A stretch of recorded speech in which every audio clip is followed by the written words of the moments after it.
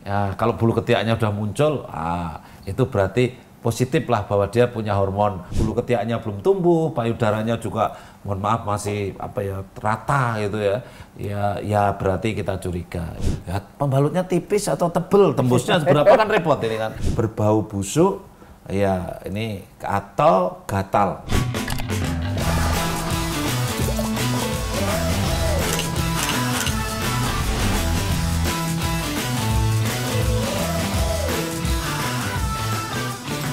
Assalamualaikum warahmatullahi wabarakatuh. Salam sejahtera untuk semuanya, sahabat muda, keluarga muda, terutama remaja yang mau nikah, yang calon pengantin. Ini luar biasa kita ketemu lagi di Diagnosa, dialog ringan, obrolan santai. Dan tamu kita tetap istimewa, Ketua IBI, Bu Emy. Ya, silakan Bu Emy. Baik, terima kasih Pak Hasto, Bapak Kepala BKKBN. Terima kasih sekali diundang kembali di program Diagnosanya, Dialog Santai. Dialog ringan, obrolan santai. Ya. Dialog ringan, obrolan santai. Saya aja dulu menghafalkannya lama loh, Bu. Iya. Jadi saya merasa terhormat sekali nih diundang lagi sama Pak Kepala BKKBN, Bapak Tapi Hasto. kita juga merasa apa ya Bu, mendapatkan penghormatan juga karena Ketua IBI sibuk sekali, ya, tapi bisa hadir di sini. Dan hari ini kita akan ngobrol tentang ini Bu, tentang kesehatan reproduksi. Bagaimana remaja-remaja kita ini yang dia baru mau nikah, kemudian mungkin juga belum mau nikah tapi kan dia perlu tahu tentang kesehatan reproduksi. Nah, ini kan bidan tuh, di desa itu ada berapa ratus ribu itu pasukannya Bu Emy ini. Mungkin Bu Emy kan bisa ini ngasih pesan-pesan kepada mereka ini. Menurut Bu Emy bagaimana ini? Iya, saya rasa memang kita mulai fokus juga ke kesehatan reproduksi remaja ya Pak ya, karena lebih hulu ya, lebih hulu. Jadi kita tarik lebih ke hulu karena remaja ini adalah calon-calon ibu yang memang harus dipersiapkan dengan sebaik-baiknya, yang nanti juga akan melahirkan generasi-generasi berikut yang lebih baik lagi, yang unggul. Nah, masalah kesehatan reproduksi remaja itu memang merupakan salah satu dari tugas pokok bidan dalam lingkup pelayanan kebidanan. Jadi tadi dikatakan untuk mendapatkan informasi mungkin bisa ke bidan karena memang kita ada di tengah-tengah masyarakat. Ya, tapi kadang-kadang masih ada pemahaman masyarakat bidan itu hanya untuk orang hamil, hanya untuk melahirkan. Sehingga kalau ada remaja yang datang untuk bertanya ke bidan, kadang-kadang orang udah bisik-bisik tuh Pak.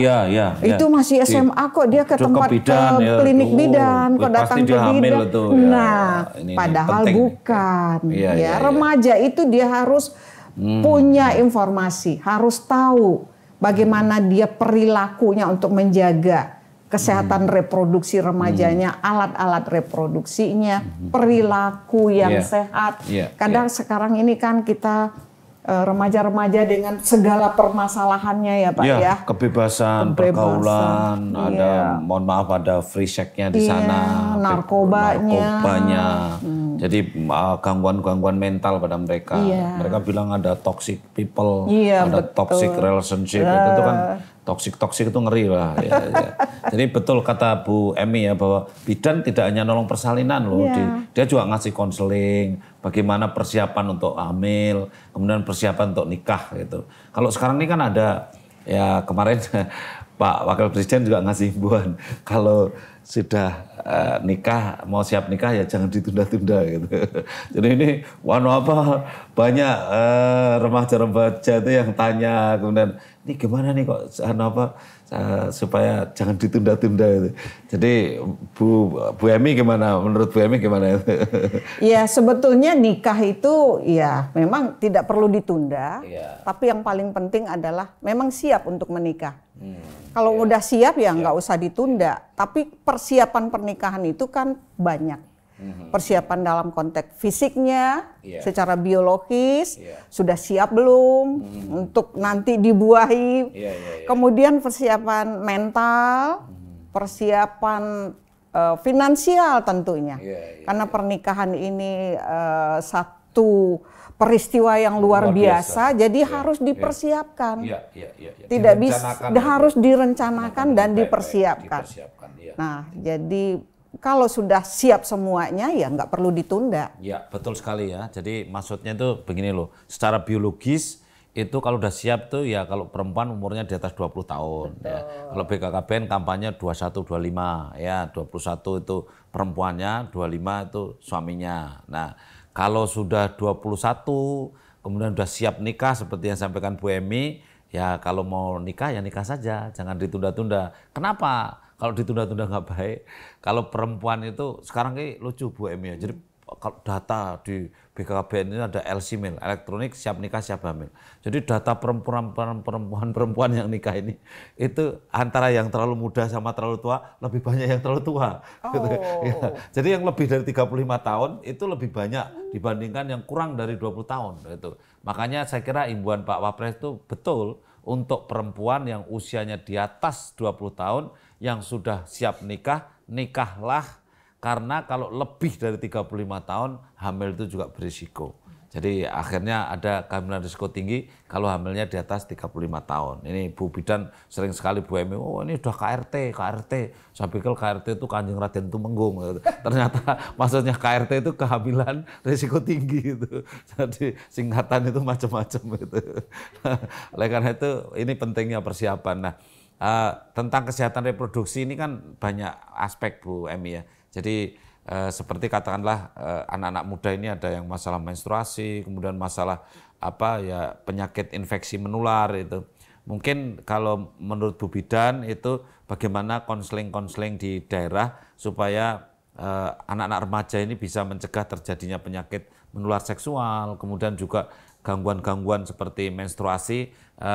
Bagaimana pengalaman Bu Emy sebagai bidan dan juga bagaimana himbauan Bu Emy kepada bidan-bidan di seluruh Indonesia ini biar bisa memberikan konseling yang baik itu Bu. Iya. Ini saya tertarik dengan yang terakhir nih Pak. Bagaimana bidan-bidan memberikan konseling kepada remaja. Karena memang tadi tugas bidan itu mulai dari kesehatan reproduksi remaja sampai nanti masa untuk perimenopause.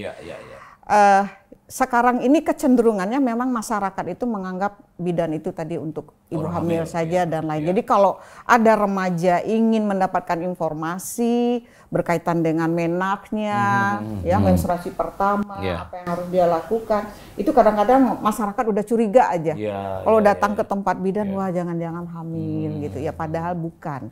Di bidan itu sekarang saya juga menghimbau dan udah beberapa kali difasilitasi dari BKKBN juga, di tempat-tempat praktek bidan itu pun anak-anak remaja bisa mendapatkan informasi. Silahkan datang. Bahkan saya menghimbau kepada teman-teman, kita kan punya yang namanya kelas ibu hamil, kelas ibu balita, itu biasanya ada agendanya. Ada 1 juga bulan Bu, sekali. Bina keluarga remaja ada, PIK-R ada, ya jadi untuk remaja-remaja.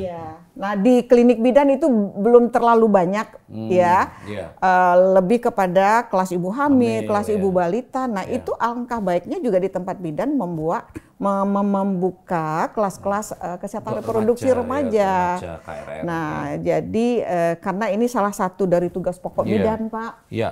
Dan sekarang bidan kan muda-muda Bu, jadi kalau muda, cantik, ketemu muda, jadi lebih nyambung. Iya nyambung, bahasanya itu nyambung. Kalau kita itu bicara sering kehabisan kosakata, dia belum paham-paham gitu ya. Jadi betul sekali Bu, jadi remaja-remaja ini mestinya bidan muda-muda bisa menyentuh remaja-remaja yang jadi muda. Jadi semacam peer education lah. Peer education. Karena hampir sama usia-usianya begitu. Sebaya ya. Teman sebaya. Teman sebaya ini bidan-bidan muda lebih berpotensi daripada yang sudah senior-senior gitu. Jadi tadi Bu Emy sampaikan bahwa ada misalkan menarche itu kan menstruasi pertama. Ada orang yang ibunya, orang tuanya itu bingung, kenapa ini anak saya udah umur 13 tahun kok belum menstruasi gitu. Nah ini kan bidan juga akan menjawab sesuai tempat bertanya. Karena rata-rata perempuan menstruasi itu 12,5 tahun hari ini. Jadi kalau punya anak 13 tahun belum menstruasi ya masih agak sabar dikit tapi sudah agak lewat sedikit itu. Nah ini kalau petunjuknya para dokter kalau sudah 14 tahun belum menstruasi itu agak hati-hati karena Bu Emi kita tahu ya bahwa sering ada kelainan-kelainan genetik ya Bu Emi ya yang harus diwaspadai. Tapi ingat kalau 14 tahun belum menstruasi, cek saja bulu ketiaknya. Ya, kalau bulu ketiaknya udah muncul, itu berarti positif lah bahwa dia punya hormon untuk perempuan ya. Kemudian cek payudaranya, kalau payudaranya udah tumbuh berarti lebih optimis lagi. Tapi kalau umur 14 tahun bulu ketiaknya belum tumbuh, payudaranya juga mohon maaf masih rata gitu ya. Ya berarti kita curiga. Ya ini contoh-contoh aja yang nanti bisa konseling sama bidan-bidan.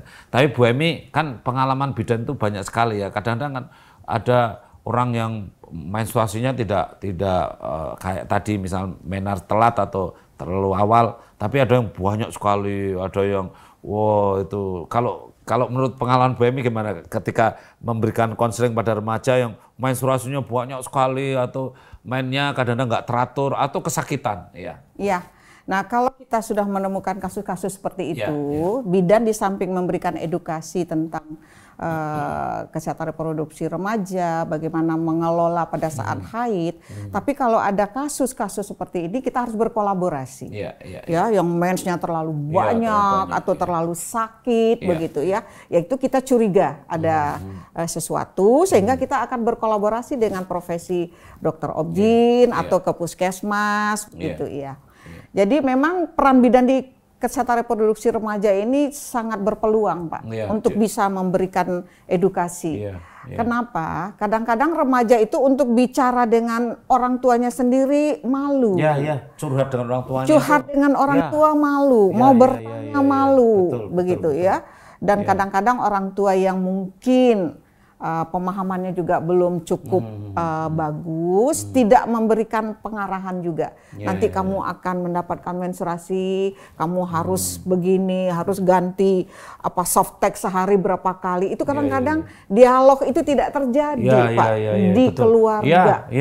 Jarang kok yang dia terus bisa terbuka dengan orang tua. Biasanya sama temannya. Tapi temannya kan belum tentu bidan. Belum tentu bisa, belum tentu tahu. Belum tentu tahu. Makanya kalau punya sahabat bidan kan bagus ya. Jadi remaja itu sekarang salah satu sahabat bidan perempuan, karena sahabat bidan itu perempuan semua perempuan yang bermasalah dengan kesehatan reproduksinya atau dalam konteks kesehatan reproduksi itu bisa curhat-curhatlah ke bidan. Nggak usah takut, nggak usah malu. Betul. Dan ini inovatif menurut saya, menginspirasi kita. Nanti bidan-bidan muda di desa itu bisa membuat forum sahabat bidan itu yang menjadi peer groupnya dan dia teman sebayanya gitu. Jadi bidannya jangan menakutkan gitu ya Bu ya. Kalau bidannya menakutkan itu kan tapi bidannya harus gaul gitu ya. Kemudian dia bisa menjadi sahabat bidan.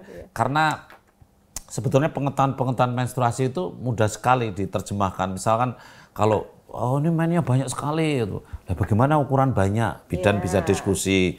Ukurannya tembus pembalut.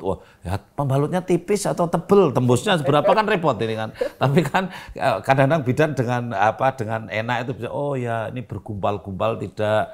Kalau darahnya bergumpal-gumpal berarti terlalu banyak gitu. Kemudian kalau misalkan menstruasinya lebih dari 7 hari berarti tidak normal, terlalu banyak. Karena menstruasi itu ya minimal 2 hari, maksimal 7 hari. Ini kan hal-hal yang simpel sekali sebetulnya. Kemudian ada juga yang menstruasinya itu sakit sekali gitu. Wah, ternyata setelah diperiksa dokter tidak ada benjolan, tidak ada tumor, tidak ada kiste.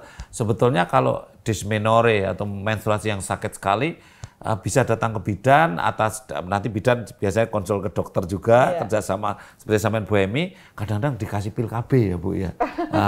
Kadang-kadang dikasih pil KB lah ini supaya jangan salah tangkap ini ini remaja datang ke Bu Emi kasih pil KB gitu kan. Padahal itu untuk terapi supaya menstruasinya tidak sakit ya. Ini contoh-contoh saja bahwa menstruasi itu banyak problemnya tetapi juga kemudian banyak solusi yang bisa bersama-sama bidan. Ada satu ini Bu, selain masalah menstruasi banyak sedikit dan seterusnya, ada satu ini yang sering menjadi perempuan tuh ya bisa-bisa salah paham gitu ya, atau dia ribet dengan namanya keputihan Bu. Jadi pengalaman Bu Emi gimana ketemu remaja-remaja yang ada mengeluh keputihan, dan keputihan memang kalau serius kan itu bisa penyakit menular seksual dan seterusnya. Bu Emi gimana? Ya, itu salah satu topik yang kita berikan informasi kepada mereka tadi, bagaimana menjaga alat kesehatan reproduksinya sendiri, kebersihannya, menjaga kebersihannya itu sangat penting sekali.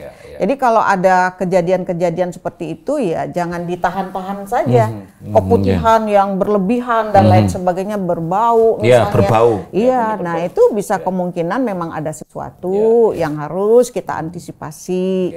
Nanti kalau datang ke bidan, nanti bidan akan melihat. Nah begitu memang ada potensial, ada masalah, ya pasti akan berkolaborasi dengan dokter ataupun dengan dokter. Dan kasusnya cukup banyak ya Bu ya, yang mengeluh keputihan terus banyak. Karena perempuan-perempuan ini mohon maaf ya, semua yang keluar dari jalan lahir itu selain yang darah merah, semua dibilang keputihan. Yang coklat ya dibilang keputihan, yang putih ya keputihan, yang abu-abu juga keputihan. Jadi ini bahasanya perempuan. Kalau merah dia bilang perdarahan, gitu. Kalau nggak merah dia bilang keputihan. Gitu. Tapi kan sebetulnya Bu Emi pada masa subur itu kan juga ini ya, ini saya bukan perempuan loh Bu, tapi Bu Emi kan selain kan juga saya cuma tahu teorinya, tapi kalau Bu Emi sangat sebagai perempuan juga, kan perempuan itu pada masa subur juga mengeluarkan apa lendir gitu ya, itu kan remaja juga sering bilang wah ini keputihan, padahal kan itu masa subur ya. Jadi hal seperti itu yang perlu mendapatkan perhatian, dan tadi pesan Bu Emi kalau jangan ditunda-tunda. Sebenarnya cirinya kalau berbau seperti pesan Bu Emi tadi, berbau busuk, ya ini atau gatal. Gitu. Kalau gatal berarti kemungkinan jamur, kalau berbau busuk berarti kemungkinan bakteri atau apa yang lainnya. Ini berbaunya harus ada keterangan, kalau dengan dokter tuh berbau busuk, kalau enggak busuk, kalau wangi kan enggak apa-apa ya Bu ya.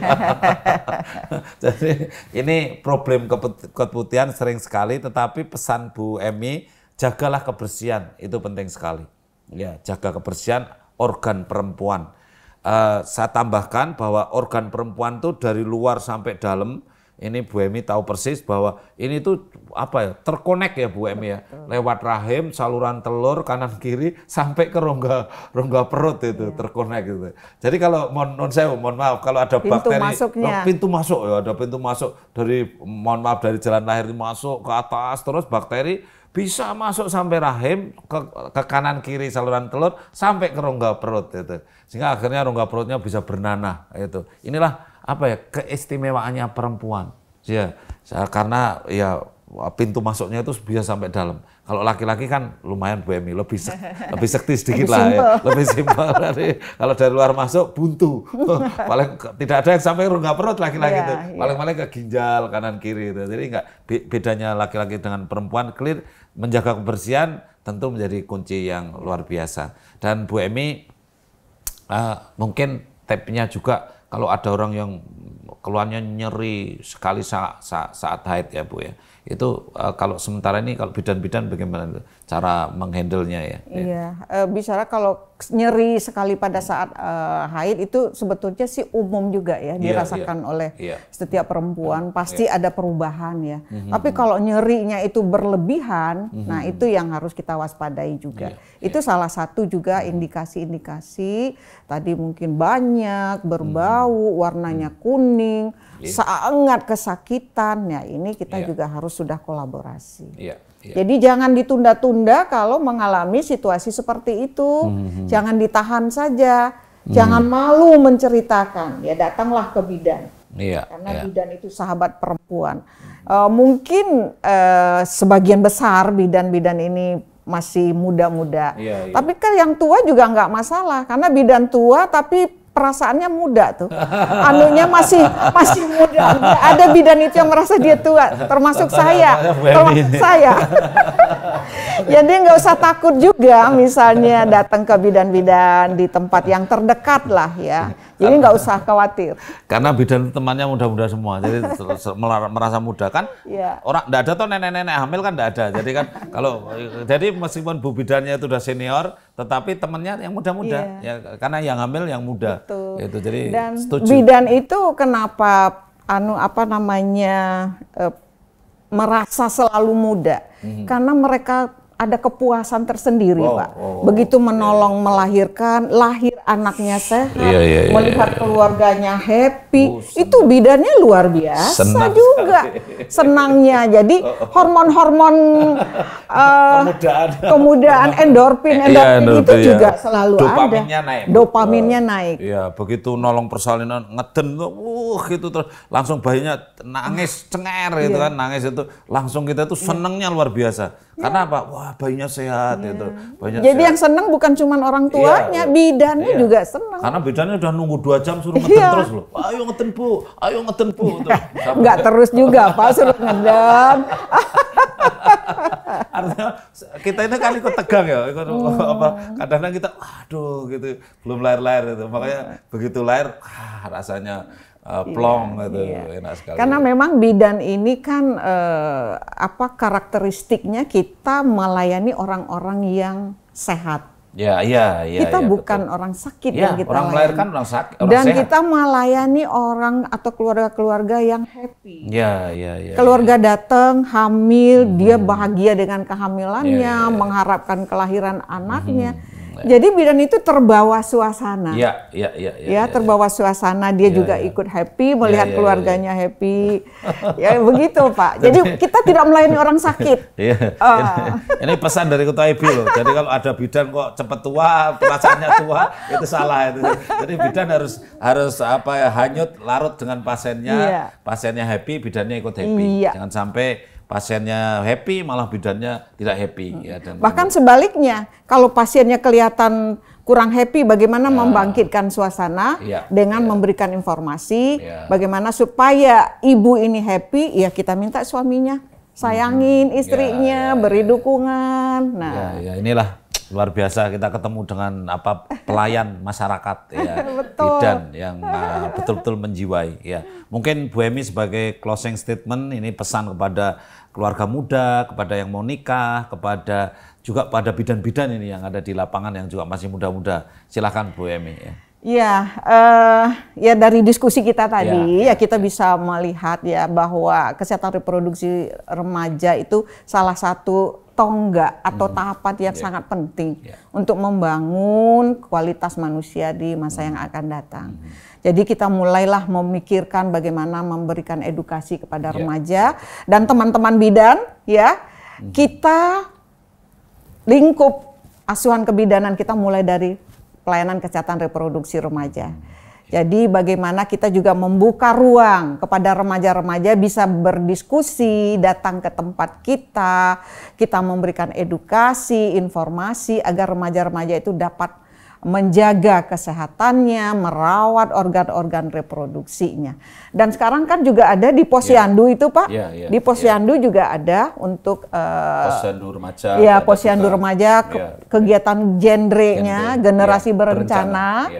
Dan itu bidan-bidan hampir saya yakin sebagian besar sudah mendapatkan informasi karena banyak sekali kita difasilitasi dari Kemkes, dari BKKBN untuk memberikan informasi kepada teman-teman bidan, bagaimana kita berperan penting, sangat penting juga, bukan cuma pada ibu hamil saja. Itu yang kita mesti mundur sedikit nariknya ke hulu.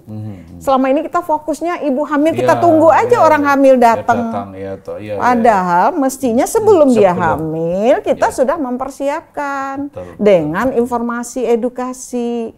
Bukan kepada pasangan usia subur saja, bahkan calon pengantin. Bukan calon pengantin, semenjak remaja. Nah itu kita sudah memberikan informasi. Tapi saya pernah di Puskesmas Pak, di Irian Jaya, tahun 79, saya bertugas di Puskesmas Oransbari, Kabupaten Manokwari waktu itu. Kayak apa itu? 8 jam Pak naik perahu dari kota Manokwari, Nah di situ juga. Orangnya masih pakai koteka semua tahun 77. Sebagian besar. Tapi saya merasa beruntung juga Pak. Luar biasa. Pengalaman bekerja di sana, kita juga dapat berinteraksi dengan saudara-saudara kita yang di sana. Ini Pak satu perjalanan yang menurut saya luar biasa. Itulah yang membuat Bu Emy punya banyak pengalaman, punya banyak ilmu yang didapat dari kuliah, dari masyarakat yang luar biasa. Dan sekali lagi para remaja, tadi pesan dari Bu Emy, yang mau nikah, yang belum nikah, yang nanti akan menjadi pasangan usia subur harus kita siapkan sebaik-baiknya. Hamil itu juga harus direncanakan, nikah juga harus direncanakan, kesehatan reproduksi harus dijaga sebaik-baiknya. Jadi banyak hal yang menyangkut masalah kesehatan reproduksi BMI yang harus disiapkan, sedangkan tempat bertanyanya sering sangat terbatas. Nah, bidan adalah salah satu tempat kita bertanya di masyarakat dan kemudian untuk curhat terkait dengan masalah kesehatan reproduksi. Terima kasih sekali Bu Emi sudah berkenan hadir di sini dan mudah-mudahan nanti kita bisa diskusi lagi tentang yang lain karena masalahnya banyak sekali ya. Siap, kami siap selalu. Terima kasih dan sahabat remaja, keluarga remaja dan khususnya yang mau nikah, sampai di sini perjumpaan kita di Diagnosa, dialog ringan obrolan santai dan sampai ketemu lagi di episode yang akan datang. Wassalamualaikum warahmatullahi wabarakatuh. Waalaikumsalam. Bu Emi, terima kasih sekali. Terima kasih Pak. Alhamdulillah.